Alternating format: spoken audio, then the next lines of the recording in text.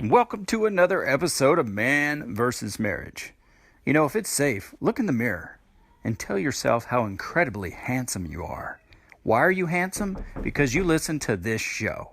That's right. So in this episode, we have a conversation between myself, the Q-Diggity Dog, Coach Rita, and my wife. And this is called Processing Through Heartache. Who doesn't have it?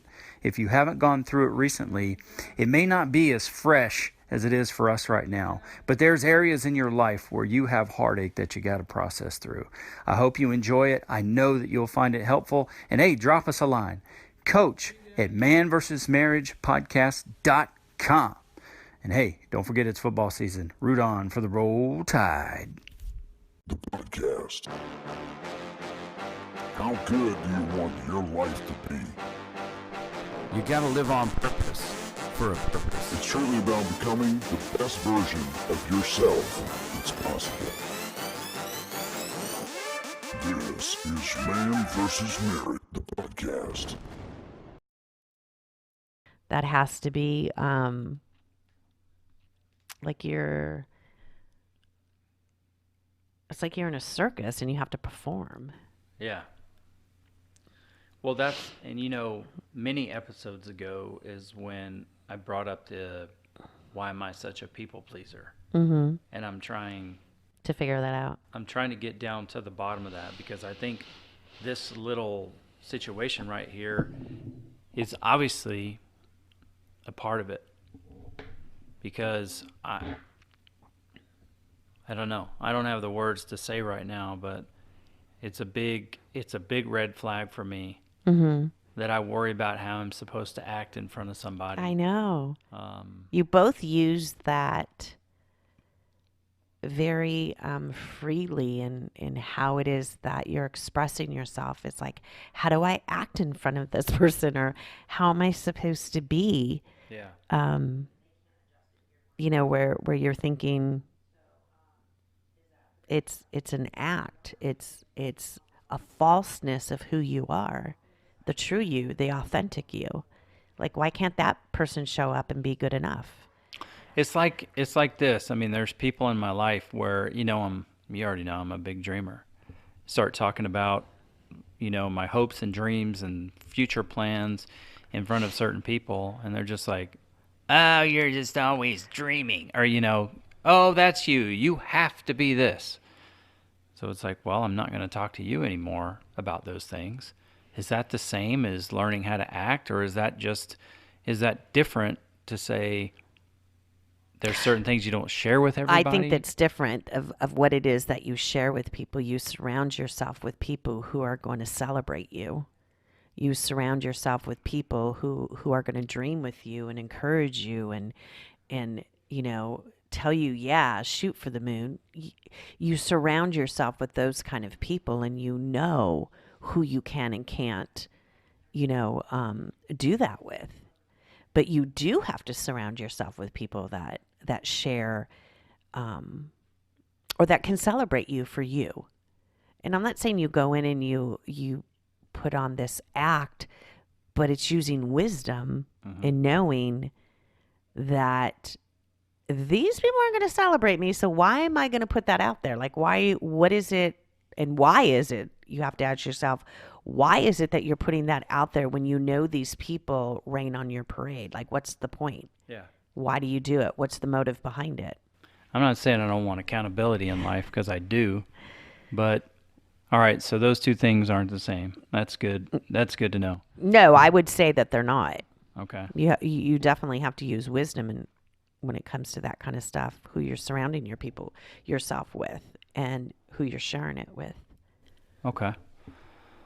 Well, I think the idea was to, I don't even know what the idea was to share in this episode. I just know I got caught up in something. But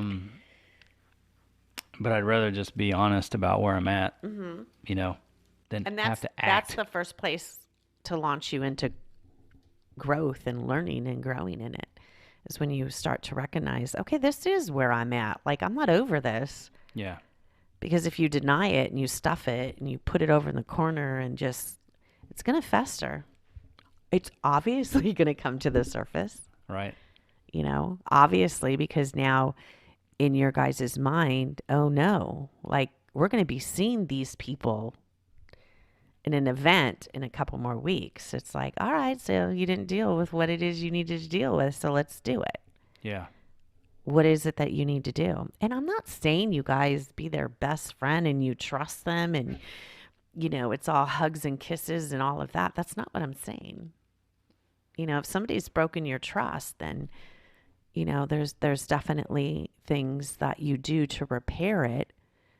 But you work towards that, whether or not you want that reconciliation, or it's just so far, not repairable, or that's just something that you've come to realize if you've grown and you matured that that's not healthy for me. And that's okay to say that. Yeah. That relationship is not healthy. It's toxic.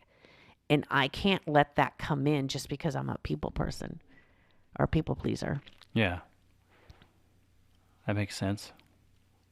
It's okay to govern and to know what's right for you and your family. Yeah, I got some work to do.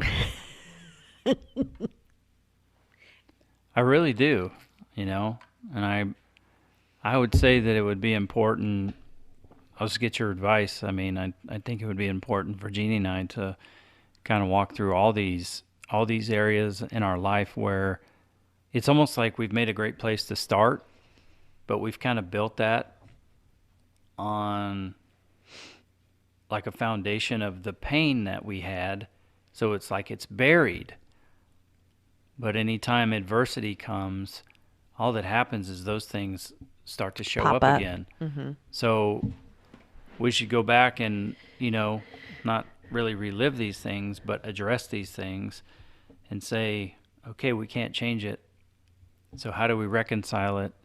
How do we stop where it's at and just put it to bed for the last time and move forward? I think we need to do that on a lot of things. Definitely.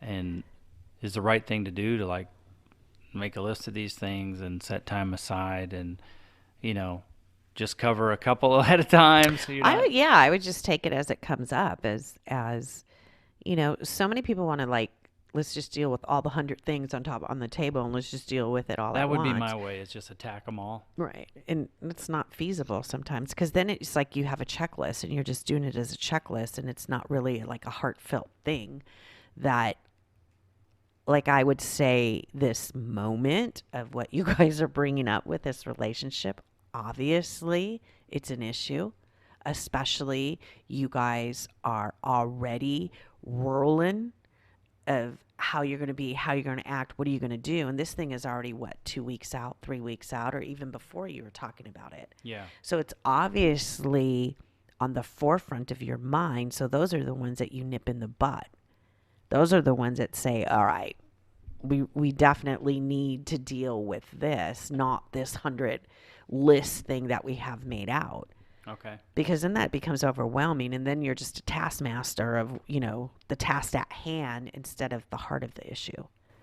Okay.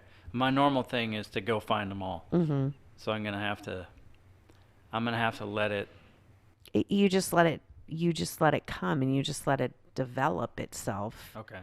That, when circumstances come up and it's familiar and something else is starting, then it's like, okay, let's just poke that bear over there and see, what you guys have definitely suffered a lot of trauma, and what you have done and what I've seen you do is because it's one thing after another. It's just like, and I've told you guys this before, it's like you never went back to really deal with it because the next thing came. Mm-hmm. And it's just like, that's how you live your life, is you're just waiting for the next thing to come. You're waiting for the next episode, whatever it's going to be with one of your kids, or, with work, or what, surgeries. You got to start changing the pattern of your life. Because if you believe that, you will live what it is that you believe. Well, the thing is that, and I don't disagree with that. You know, I can't really speak for Jeannie. I don't want to. For me, you know, I'm looking at things like even just going with this surgery. Like, I'm going to get released. I fully believe I've followed the doctor's instructions Right. to the T. I know I've done what I'm supposed to do. Right. I'm ready to get released. And it's just another circumstance that comes up, another surgery that comes up. And there's no, with autism, I mean, it's such a dynamic thing that's always moving, it seems. Yes. And so that's something I'm great. I'm fine if I can, the things that are within my control, I can control. Right. For us, we've had so many circumstances that are outside of our control. Yep. I don't know how to do it different because I've used positive affirmations to get myself to a good place, but it doesn't seem that it changes life's mind about what's going to happen. And we increased our opportunity for things to happen when you have a bigger family. I mean, there's more dynamics. There's just there's more chances there for something to happen, I guess. But, you know, I don't know what I could do that could change the way that these circumstances outside of our control is happening. We have to take them as they come. You do. And we are like excited for the day where we get a good year of no BS happening. So we as a family, when do you take the time to reconcile all these things when it's relentlessly happening? No, not at 4:00. When it just keeps, when it's relentless coming. You know? I understand what you're saying. I totally get what you're saying. But when you guys are in a habit of stuffing things and not dealing with it, it's not a priority. Okay. You've made it not a priority. Okay. You've made it an avoidance instead of it being a priority. So if whatever it is that's important to you and you prioritize it, you'll find time to do it. You will find time to do it. I don't care who you are, what you think. If it's important to you, if it's important to both of you, that you want to reconcile this and you want to really deal with this head on, you will find time. Okay. Everybody, I mean, your circumstance is, I don't want to say your circumstance is so different and you got a lot of moving parts in it. However, we're all given 24 hours in a day. Whatever you choose to do with it is what you guys choose to do with it. I know that may sound a little harsh. I know that may sound like you have no idea what's going on in our family. Probably not. And I'm not saying that I do, but I do know one thing. If it's important enough, you will find time to do it.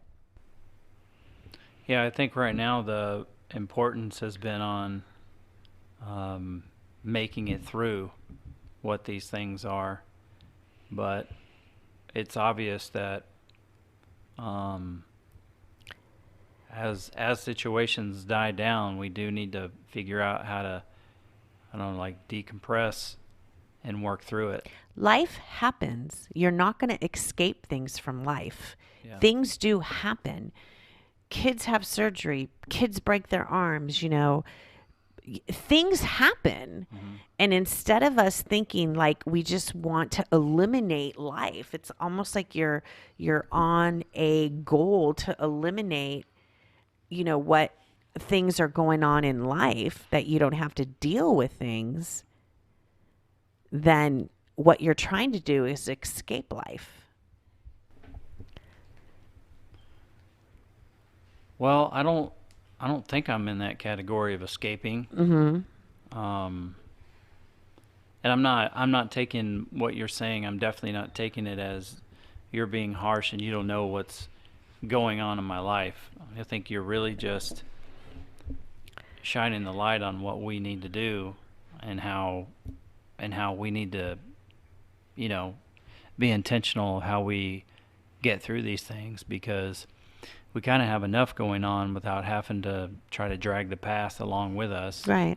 You know, Mm-hmm. because it's heavy enough just working through things in the moment Right. without all the familiar things of the past that you haven't dealt with. Mm-hmm. So Sometimes I think too, like, sometimes I think we think like being busy and we have all this to do in life is like a badge of honor.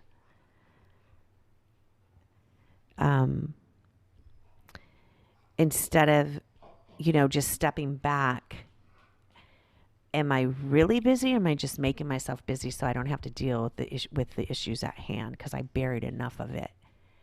So let's just make ourselves busy. Let's just have like a lot of things happening in our lives so we never have to really deal with it. But you guys get to decide that. You guys are the ones that have that conversation. I'm just posing different views. Where do you fit? If it's important to you, you will make time to do it. So you have to decide what's important to you guys. You guys get to decide that. yeah, And then you tackle it as it comes. yeah. Well, if nobody gets anything out of this episode, at least I will. Because I didn't, until you talk about these things out loud, I don't really realize how I'm acting or what I'm doing. Now I try to do a lot to make sure that I'm developing myself, and when I get, these issues that come up day to day, but as far as the past goes, we got some work cut out for us. Because like I say, we've been good at, cutting out some negative relationships. Mm-hmm. We're just not good at reconciling what it put us through, or maybe what we put those people through, and getting over the disappointment, the guilt, the shame, or whatever it is. Right. And, realize you can't change it, and finally put it to rest so you can open those resources up to what you have in front of you. Exactly. And then when, certain people pop up, in your life, like 3 sets of people have done in our life, it won't be oh, dude, what am I supposed to do here? Right. It'll be, okay, Right. that's fine. It's nothing. I don't need to act a certain way. Just go and be myself. Mm-hmm. So, There's no acting involved. yeah. Podcast. How good do you want your life to be? It's really about becoming the best version of yourself that's possible. This is Man vs. Marriage. Podcast.